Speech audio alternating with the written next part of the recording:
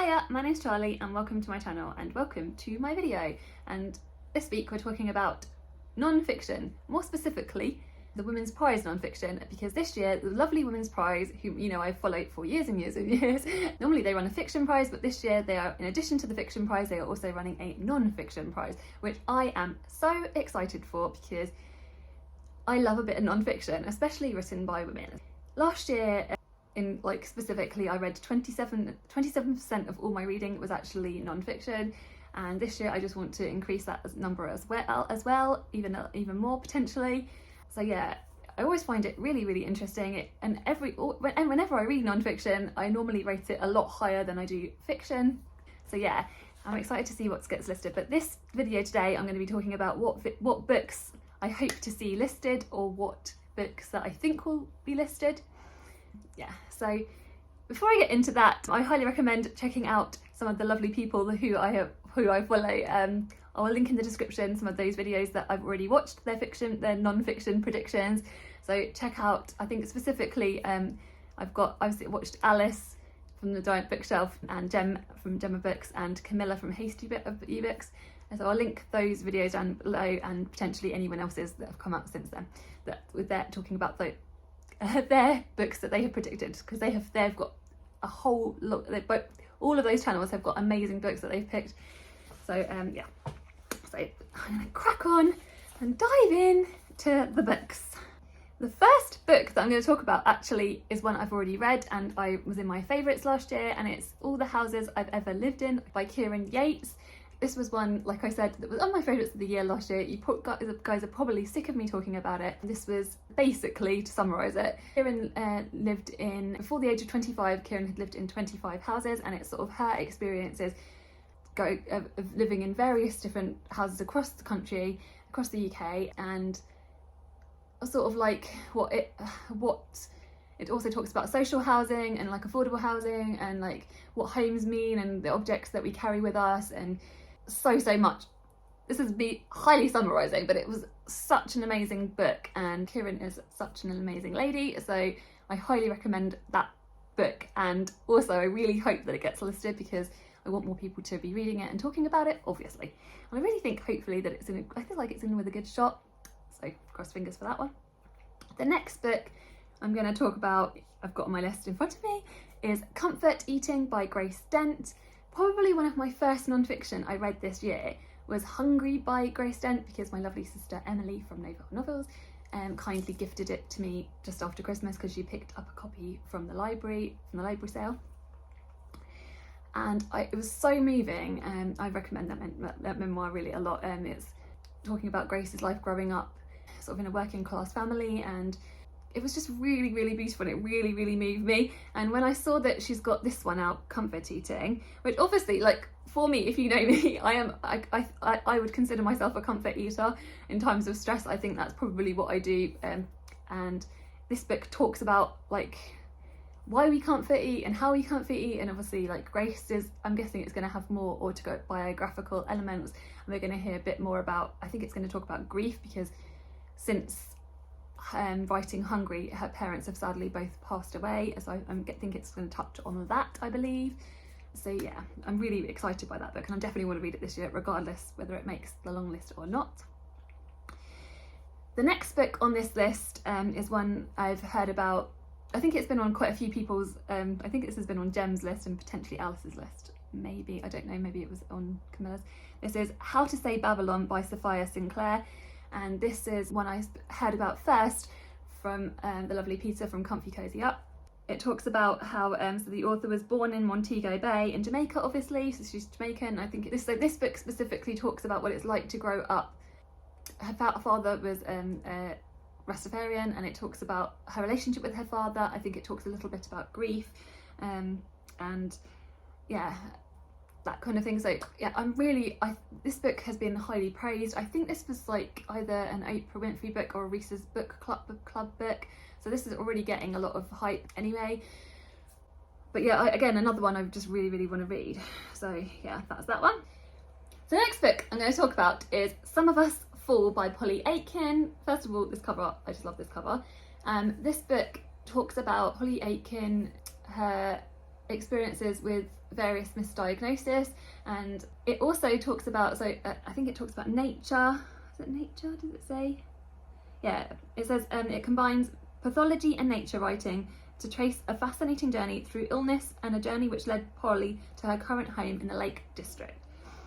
I'm just super interested in it. The next one I have got on here is, you guys know, although this is, you're going to see a theme here. I like a bit of memoir, I like a bit of nature writing, so this is going to come up. This is another kind of like memoir. It's Good Girls, and this is slightly different so this is by Hadley Freeman, a story and study of anorexia. So obviously could be potentially another sort of, obviously a very brutal subject. So it says this is a searing memoir about her experiences with anorexia and her long journey to a full recovery. So this could be very triggering for some readers, but yeah, it's just another one that I think it just sounds really interesting, and yeah, one I'd want to read. The next one on my list is Rural by Rebecca Smith. The subtitle for this is The Lives of Working Class Countryside, and it's basically, it says, work in the countryside ties you soul and salary to the land, but often those who labour in nature have the least control over what happens there. So I'm guessing it sort of talks about what it's like to grow up in those rural communities. I'm guessing what that means to Rebecca, I guess. So it's sort of another little bit naturey, but yeah. The next one I've got is What's in a Name by Sheela Banerjee. And this is another kind of like memoir again. This is what I like to read. It says it's a sharp and timely examination of Britain's history through the prism of something intimate and everyday, and everyone's name tells a story, no matter how ordinary. It says Our Names reveals a multitude of stories revealing feelings, states of consciousness and lost histories that embody who we really are and where we come from. This is a personal journey to reveal the worlds which gave rise to what we are called. Obviously talking about multiculturalism, and also it says it's an ode to friendship. So again, these are themes that I'm interested in. Again, the cover's very striking. The colour, the grey and the bright pink lettering, I think that's very striking. The next one I've got is The Unfamiliar by Kirsty Logan. I don't know whether this is actually eligible because I don't know whether it's going to be too short. And then this is, and I don't really know a whole lot about it other than, I think I heard about this one from Jen Campbell's channel, because obviously Jen loves Kirsty Logan's work. I've never read any Kirsty Logan, so I definitely want to do that this year, regardless, again, whether it makes the list or not. But this one talks about, it says a queer motherhood memoir. So that's all I really need to know. Soul, and again, another beautiful striking cover. Then I have got on the list, I've got The Walnut Tree by Kate Morgan, and this is one I follow lots of obviously publishers on Instagram, and this is one that I saw pop up in my feed from that. It's called, so yeah, it's The Walnut Tree, Women, Violence and the Law, A Hidden History. I mean, again, these are all themes I'm interested in. The title kind of like does what it says in the tin, so it kind of tells you what it is. It says it's a devastating work of non-fiction that reveals a hidden history of women, violence and the law. Do we need to know more? I think not. So yeah, historical, which again could stand with the chance because obviously some of the judges, we know one of the judges in particular, the lead judge, is a historian, so yeah, sign me up. I think I probably miscounted all of these. There is one that I'm going to throw out there, which I don't actually think will make it, but I am interested in reading it, and it's non-fiction by a woman. And this is a book you want everyone you love to read by Phillipa Perry. And this is an author that my friend has recommended to me, my lovely friend Claire, who's read and loved this author's books, non-fiction, before, and I think she's currently reading this one. And it says it's a self-help sort of personal development type book. Life is all about relationships and the quality of those connections, whether it's with family, partners, friends, colleagues, or most importantly yourself. If you can get those relationships on a functional and even keel, then the other tricky stuff that life throws your way becomes easier to manage. So yeah, it's that kind of vein. I don't know whether this will realistically make the Winners Prize, because it's obviously up against some stiff competition, but it's one I want to read this year and it's by a woman. So I'm going to include it.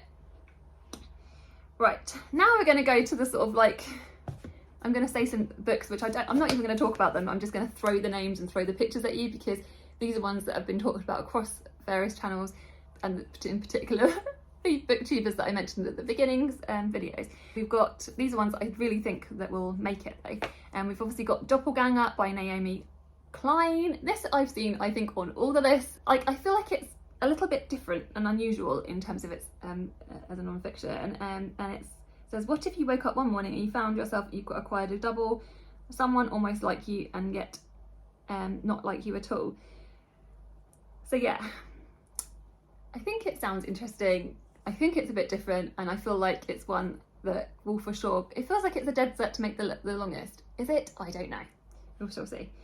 Another one that I've seen thrown around everywhere, and that I did actually see before I wrote, when I was writing my lists and I've been accumulating with this list. This is the Emperor of Rome by Mary Beard. Again, it feels like another dead set because Mary Beard is a famous historian, and it feels like one that's like a shoo-in for this prize. I could be wrong because there's always shocks on prize long lists, but yeah, that's one. Then my lovely sister Emily again said, I asked my sister, which one non-fiction would you put on the list? And she said, without doubt, without hesitation, she said Normal Women by Phillipa Gregory. My sister loves Phillipa Gregory. Phillipa Gregory is obviously most famous for writing the like the books about the Tudors and stuff.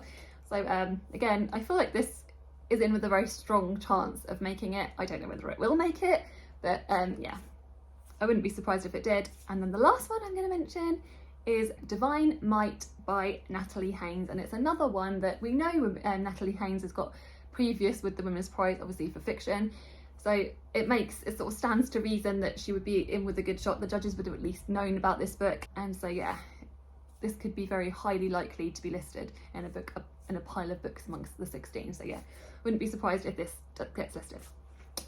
Right, so those are all the non-fiction that I believe will make the list, or that I want to make the list. I love it, like I said, I love a bit of non-fiction.